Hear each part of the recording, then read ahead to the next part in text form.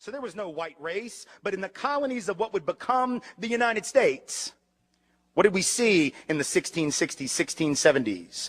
We began to see that Africans of indentured servant status realized, as did the white indentured servants, the Europeans who hadn't even been called white yet, that they had a lot of things in common, like the fact that they were all getting their clock cleaned by the elite.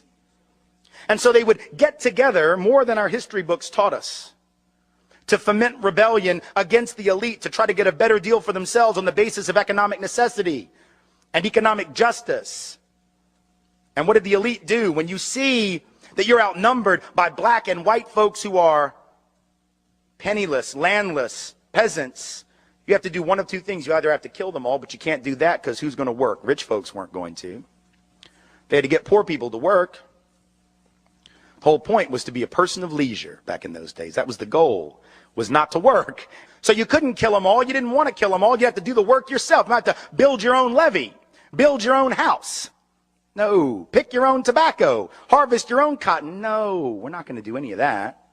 So you can't kill them, but you can co-opt them. And so the elite in Virginia, for example, in the colony, begins to give certain carrots to people of European descent, saying things like, you know, we're going to let you own a little land, not much, but just a little. And we're going to get rid of indentured servitude. Now you're free labor. And by the way, once you're free labor, you get 50 acres of land.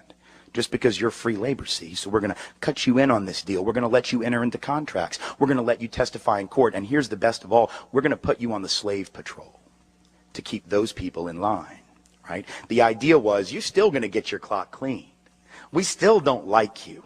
We still aren't going to really empower you or change your economic subordination. But we're going to make you honorary members of this team, and you're going to help us keep those other people down. And so they got a little taste of power, and it did effectively divide and conquer those coalitions. Those rebellions began to stop almost instantly.